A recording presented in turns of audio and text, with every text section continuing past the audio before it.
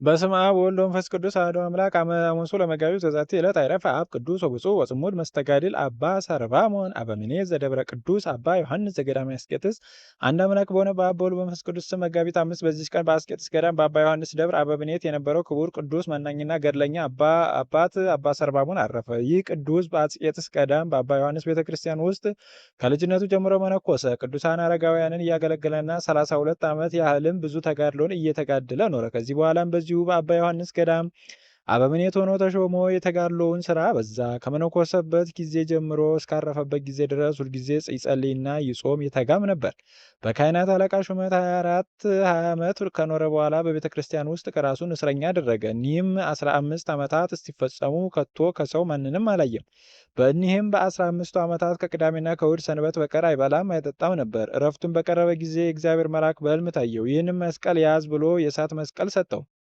ቅዱሱም እሳትን መያዝ እንዴት ይቻለኛል ብሎ መለሰለት። መልአኩም አትፍራ፣ ክብር ምስጋና ይግባውና ጌታችን ክርስቶስ በአንተ ላይ በእሳት ስልጣን አልሰጣትም ብሎ መለሰለት። የጸናች እጁንም ዘርግቶ ያንን መስቀል ከመልአኩ እጅ ተቀበለ። ሁለተኛም መልአኩ እንዲህ አለው፣ በርታ፣ ስጋውን ደሙን ተቀበል። እስከ 10 ቀን ድረስ መጥቼ ወስድሃለሁ። ከእንቅልፍም በነቃ ጊዜ በቅዱሳን አረጋውያን ነግሮ ተሰናበታቸው። እነርሱም አለቀሱ፣ በእግዚአብሔርም ፊት እንዲያሳስብላቸው ለመኑት። እርሱም ደግሞ በጸሎታቸው ጊዜ እንዲያስቡት ለመናቸው። ከዚህ በኋላ ስጋውን ደሙን ተቀበለ። ቅዱሳን አረጋውያንም ከእርሱ ጋር እያሉ በሰላም አረፈ። እንደሚገባም በዝማሬና በብዙ ጸሎት ማሕሌት ገንዘው በጻድቃን መቃብር ቀበሩት። እግዚአብሔርም በጸሎቱ ይማረን ለዘላለሙ አሚን። ሰላም እብል ለሰርባሞን ቡሩክ ዘሞቅሃ ርእሶ እንበለምሂክ መስቀለ እሳት ሎቱ እንዘይሜጦ በሰርቅ የተፍራ ይቤሎ ሰማያዊ መልአክ እስመ ወሀበከ ላዕሌሁ ስልጣነ አምላክ። በዛቲ ዕለት ካይበ ኮነ ሰማዕተ ቅድስት አውዶክስያ ዘበትርጓሜሃ ሰላም ወስምረት። ዳግመኛም በዚህች ቀን ስሟ ትርጓሜ ሰላምና መወደድ የሆነ የከበረች አውዶክስያ በሰማዕትነት አረፈች። ይህችም የተወደደች ቅድስት በሊባኖስ ተራሮች አቅራቢያ በበስራ አውራጃ አልበክ በሚባል አገር ከሚኖሩ ሰዎች ወገን ነበረች።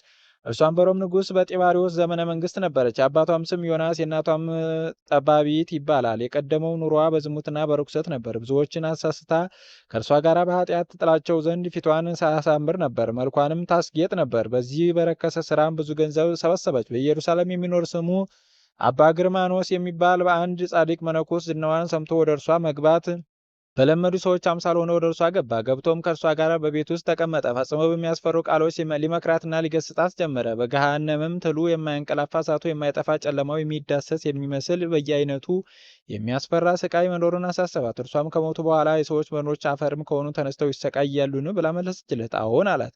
ለዚህም ለምትነግረኝ ነገር ምልክቱ ምንድን ነው? እግዚአብሔር ለሙሴ በሰጠው ኦሪት አልተጻፈ? አባቶቻችንም ይህን አላመኑም አለችው። እርሱም በፍርድ ቀን ሙታን እንደሚነሱ፣ ስለ ኃጥአንም ስቃይ፣ ስለ ጻድቃንም ተድላ ደስታ በኦሪት መጽሐፍና በአዲስ ኪዳን መጽሐፍ ተጽፎ እንዳለ ገለጠላት። ትምህርቱና ተግሳጹ በልቧ አደረ። በፍርድ ቀንም ሙታን እንደሚነሱ አመነች። እንዲህም አለችው፣ ከዚህ ከረከሰ ስራ ብመለስ እግዚአብሔር ይቀበለኛልን?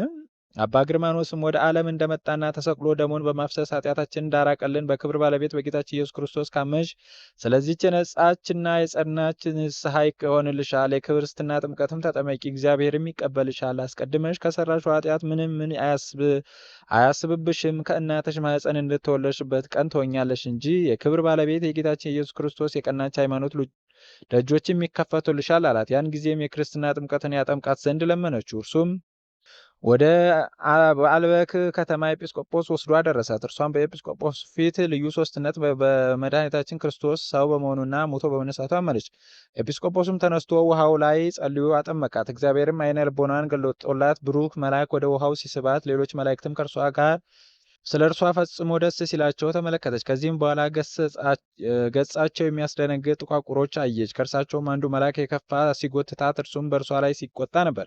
ይህንንም ራእይ ባየች ጊዜ ክርስትና ሃይማኖት ፍቅሩ በልቧ ተጨመረ። ኃጢአትን በመስራት የሰበሰበችውን ገንዘቧን ሁሉ ለድሆችና ለችግረኞች ሰጠች። ከደናግል ገዳማት ወደ አንዱ ገዳም ገብታ የምንኩስና ልብስ ለብሳ በፍጹም የሆነ ታላቅ ተጋድሎን ተጋደለች። ከአጋንንትም ጋር ተዋጋች። ሰይጣንም አስቀድሞ ከእርሷ ጋር ሲያመነዝሩ ከነበሩ በአንዱ ሰው ልብ አደረ። ወደ መኮንኑ ሄዶ ነገር ሰራባት።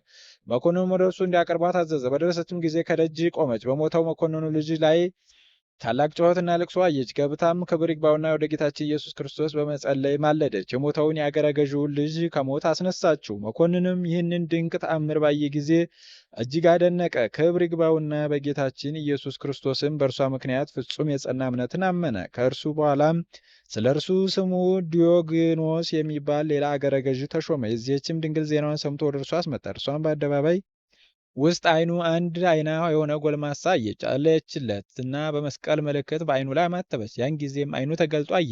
ያደረገችውን ድንቅ ሥራ አይቶ ድንግሊቱን ወደ ቦታዋ መለሳት። ከእርሱም በኋላ ደግሞ ሌላ ስሙ በከኒቶስ የሚባል አገረ ገዥ ተሾመ። እርሱም ዝናዋን ሰምቶ ይችን ቅድስት አውዶክሲያ ወደ እርሱ አስመጣት። ሊያሰቃያት ፈልጎ እርሷም ክብር ይግባውና በጌታችን ኢየሱስ ክርስቶስ ዕድሏን ከሰማዕታት ጋር ይሰጣት ዘንድ ለመነችው። እግዚአብሔርም ልመኗን ተቀበለ። ራሷን በሰይፍ እንዲቆርጡ መኮንኑ አዘዘ። በመንግሥተ ሰማያት የሰማዕትነትን አክሊል ተቀበለች። ጸሎቷና በረከቷ ለዘላለሙ ከኛ ጋር ይኖር ለዘላለሙ አሚን። ሰላም ለአውዶክሲያ ከመትፈዲ ፍዳ በመጥባት የበሊ እስከ መተሩክ ሳዳ እስመተሊዮ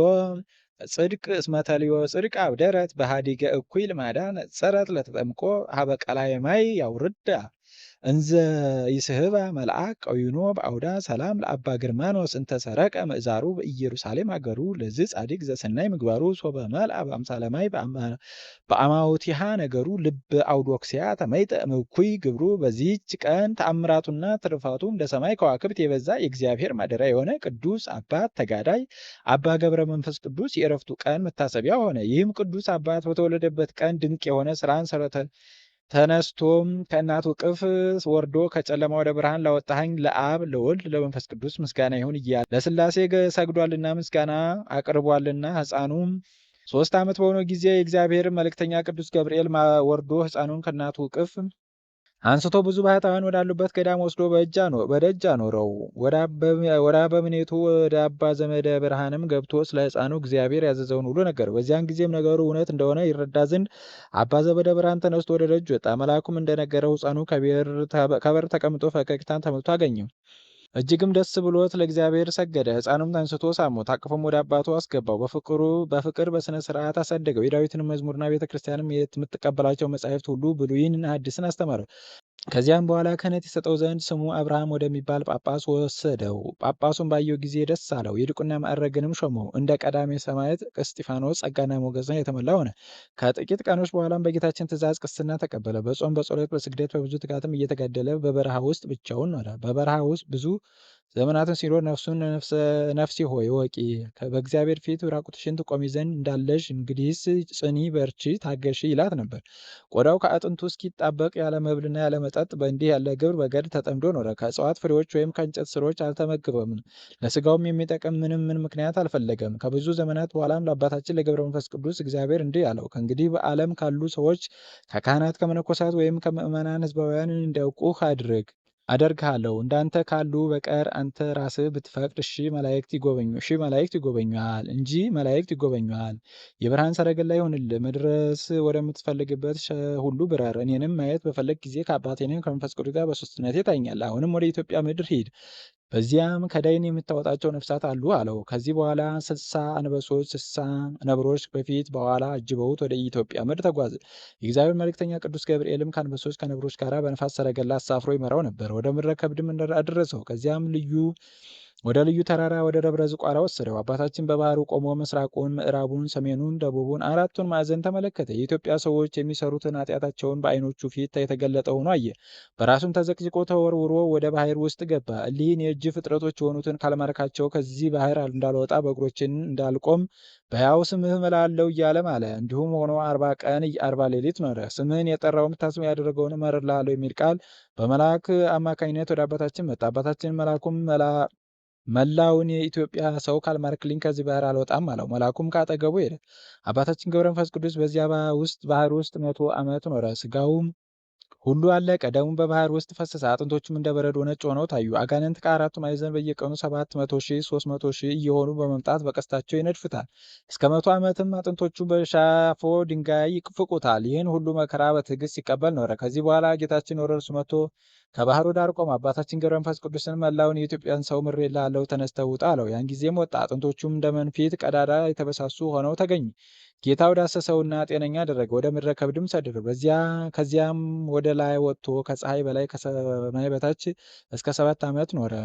ዳግመኛም ወደ ምድረ ከብድ ተልኮ እንደ አምድም ተተከለ ሆኖ 7 ዓመት ቆሞ ኖረ። ወደ ሰማይም ሲመለከት ቅንድቦቹን አልከደነም፣ ራሱን ወደ መሬት ዝቅ አላደረገም ነበር። እጆቹን ወደ ሰማይ ተዘርግተዋል። እነሆ ሰይጣንም በቁራ ተመስሎ መጣ። ዓይኖቹን ወደ ሰማይ ያንጋጠጡ ሆነው አገኛቸው። በራሱ ላይም ተቀምጦ ሁለቱን ዓይኖቹን አንቁሮ አሳወረው። እርሱ ግን ምንም ሳያጓድል እስከ 2 ሳምንት ድረስ እንደ ቀድሞው በመትጋት ሲጸልይ ኖረ። ከዚህ በኋላ ሚካኤልና ገብርኤል መጥተው በፊቱ ቆሙ። በሁለት ዓይኖቹ ላይም እፍ አሉበት። ብርሃንም ተሰጥቷቸው እንደ ቀድሞው አዩ። ከሰማይ ታላቅ ኃይል ተሰጥቷልና ጠላቶችን ትበቀላቸው ዘንድ ወደ ዝቋላ ሂድ አሉት። ከዚያም መላእክት ካጠገቡ ሄዱ። እርሱም ተነስቶ ወደ ዝቋላ ተጓዘ። በጎዳናም ሲጓዝ 3 ሽማግሌዎች ከእንጨት ጥላ በታች ተቀምጠው አየ። አባታችንም ባያቸው ጊዜ ሊሰወራቸው በልቡ አሰበ። እነርሱም ፈጥነው በእግዚአብሔር ዙፋን ተማጥነናል፣ ሦስታችንም በጀርባ እያዘልክ አንድ ምዕራፍ ሸኘን እንጂ አትተወን ብለው ተጠሩ። በመጣም ጊዜ ሁለመናቸውን ሽበት የከበባቸው የደከሙ ሽማግሌዎች ሆነው አገኛቸው። አንደኛውም አንስቶ በጀርባው አዘለው፣ ወደ ወንድ ምዕራፍም አደረሰው። ሽማግሌውን በዚህ አሳረፈኝ፣ አንተ ደክመሃል፣ የማትበላ የማትጠጣ ስለሆንክ አለው። አባታችንም ሽማግሌ ሆይ በምን አወቅ አለው። ሽማግሌውም ሄደህ ባልንጀሮችን አምጣልኝ አለው። ተመልሶ ሁለቱ ወዳሉበት ደርሶ ሁለተኛው ሽማግሌ በጀርባው አዝሮ ወደ ቀደመው ሽማግሌ አድርሶ አብሮ አስቀመጡ። ሶስተኛውን ሽማግሌ አዝሮ ሁለቱ ወዳሉበት አድርሶ አንድነት አኖረው። አባታችን ገብረ መንፈስ ቅዱስም እነዚህ አረጋውያን እናንተ ከወዴት ናችሁ መጣችሁ? ልብ ይመስጣል፣ መዓዛችሁ ልብ ይመስጣል፣ እጅግም ደስ ያሰኛል አላቸው። እነርሱ ግን ተነስተው ቆሙ። አንድ ሲሆኑ ሶስት፣ ሶስት ሲሆኑ አንድ መሆናቸውን ገለጡለት። የአባቶች አለቃ አብርሃም እንዳየ ያን ጊዜም የእግዚአብሔር የጌትነቱን ክብር አየ። እሊያ አረጋውያን ፊታቸው ተንቦገቦገ፣ ከፀሐይ ከመብረቅ ብልጭታ 7 እጅ በራ። አባታችንም በምስጢራት ጎርፍ የተዋጠ ሆኖ ፈራ፣ ተንቀጠቀጠ፣ በምድር ላይም ወደቀ። ሕልሙን የሚያልም መሰለው። ከዚያም ጌታችን በአባታችን አነቃውና 100 ዓመት ያህል ስጋህን ሲነድፉ አጥንቶችን ሲፈቁ የኖሩ አጋንንት ታጠፋቸው ዘንድ ወደ ዝቋላ ተራራ ውጣ አለው። እኔ እንደወሰድኩ ባለማወቃቸው በባህር ውስጥ አለ በማለት በትዕቢት ላይ ናቸው። 7ቱ ሊቃናት መላእክትም ይረዱሃል፣ መባረክትም በፊት በኋላ ሆነው ይከተሉሃል አለው። ያን ጊዜ አባታችን ገብረ መንፈስ ቅዱስ በመብረቅ ላይ ተጭኖ በረረ። እነዚህ አጋንንት ወዳሉበት ወረደ። ደመናትም ከበቧቸው። መላእክትም በእሳት ሰይፍ መቶራቸው፣ በመብረቅም አጨዷቸው፣ አመድም ሆነው በነፋስ በተኗቸው። የእነዚያም አጋንንት ቁጥራቸው 700,000 እልፍ ከ1,000 ነበር። ከዚህ በኋላ ጌታ ክርስቶስ የካዱ ወዳሉበት ወደ ምዕራብ አገር ወሰደው። ነገስታቱና መሳፍንቱ መኳንንቱም በሚወጡበትና በሚገቡበት ጎዳና ላይ አቆመው። ጌታችን በዚያች ጎዳና ብዙ መከራ ያገኛል፣ ግን በርታ፣ ታገስ ብሎ በዚያ ተው።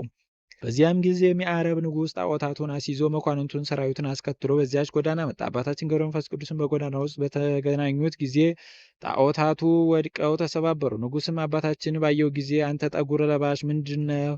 ሰው ሆነህን? አለው። አባታችንም አዎ ክብር ያለው የኢየሱስ ክርስቶስ ባሪያው የሆንኩ ሰው ነኝ ብሎ ከሃዲው ንጉሥ መለሰለት። ንጉሱም ዳግመኛ አባታችን በዚያ አይሁድ በሰቀሉት ታምናለህ? አለው። አባታችንም በሰው ፊት ምን አምንበታለሁ? ስለ እኔ በተሰቀለው አላፍርበትም። ስለ እኔ ብቻ የተሰቀለ አይደለም፣ ስለ አንተና ከአንተ ጋር ስላሉትም ነው እንጂ። ንጉሥ ሆይ የዘላለም ሕይወትን ታገሰኛላችሁ፣ መኑበት አለው። ንጉሥም ይህን ነገር በሰማ ጊዜ ተቆጣ። ሰራዊቱም ጠርቶ በፍጥነት እሳትን አንድዱ፣ ለተሰቀለው ለናዝሬቱ ሰው ባሪያው ነኝ የሚለውን ጠጉር ለባሽ ወስዳችሁ ጨምሩት አላቸው። የእሳቱም ነበልባል በረጅም ዛፍ መጠን ከፍ ከፍ እስከሚል አነደዱ። አባታችን ግን ንጉሥና ሰራዊቱ ሁሉ እያዩት አልፎ በፈቃዱ ወደ እሳቱ ገባ። እሳቱም እንደ ወንዝ ውሃ ሆነ። ሰራዊቱም እጅግ አደነቁ። እኩሌቶቹም የክብር ባለቤት በሆነ በጌታችን ኢየሱስ ክርስቶስ አመኑ። ንጉሱም ሲያደንቁ ባየ ጊዜ ፈጽሞ ተቆጣ። ከ77 አርበኞች ጋር በቁጣ ተነስቶ ያደነቁትንና ያመኑትን አንገታቸውን ቆረጠ። በዚያች ቀን የተቆረጡ 40 ሺህ ሆነው ተቆጠሩ። ንጉሥም የአባታችንን አንገት ሲቆርጡ ሰይፉን መዞ ተወርውሮ ሄደ። ያን ጊዜም ከመብረቅና ከነጎድጓድ ጋር ታላቅ ንጹጽታ ሆነ። ንጉሱም ከሰራዊቱ ጋር አጠፋው። ከሃዲው ንጉሥ ጋራም የሞቱት ቁጥራቸው 4,000 እልፍ ሆነ። ጌታችንም አባታችን ገብረ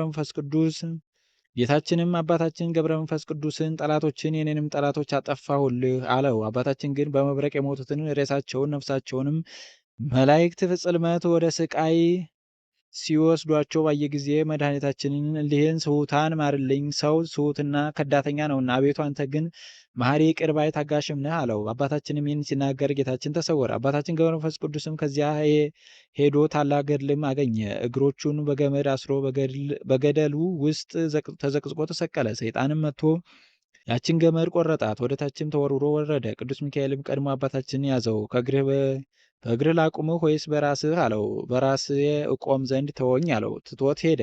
በዚያም በራሱ ቆሞ በጥርሶቹም ደንጊያ ነክሶ እስከ 30 ዓመት ኖረ። አንጀቱና ናላው ሁሉ እየፈሰሰ አልቆ መላ አካሉ እንደ እንጨት ቅርፊት ሆነ። ከ30 ዓመትም በኋላ መድኃኒታችን ኢየሱስ ክርስቶስ አባታችንን ገብረ መንፈስ ቅዱስ እያለ 3 ጊዜ ጠራው። እርሱም እነሆኝ ጌታ አለ። ጌታችንም እነዚያ ከሃዲዎች ምሬልሃለሁ ከአንተ ጊዜ ተነሳ አለው። የነከሰውን ደንጊያ ትቶ ተነሳ። ጥርሱም ተነቅሎ በደንጊያ ተተክሎ ቀረ።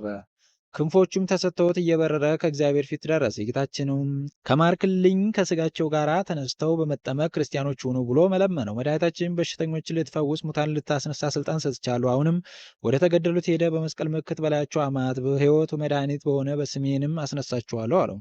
ያን ጊዜ በድኖቻቸው ወዳሉበት ሄዶ አስነሳቸው። አጥምቆም ክርስቲያኖች አደረጋቸው። ከእነርሳቸውም ሄደ። ከዚህ ዓለም የሚለይበት በቀረበ ጊዜ እነሆ የክብር ባለቤት ጌታችን ኢየሱስ ክርስቶስ እነሆ ተገለጠለት። ስሙንም ለሚጠራና መታሰቢያውን ለሚያደርግ እስከ 15 ትውልድ የምሕረት ቃል ኪዳን ሰጠው። የዕድሜው ዘመናት 562 ሲሆን በሰላም በፍቅር አረፈ። ጌታችን ነፍሱን ተቀበለ፣ አቅፎም ሳማት። በመላእክትና በቅዱሳን ሁሉ ምስጋና አሳረጋት። የጸሎቱ ኃይል ሁላችንም የክርስቲያን ወገኖች ይጠብቀን ለዘላለሙ አሜን።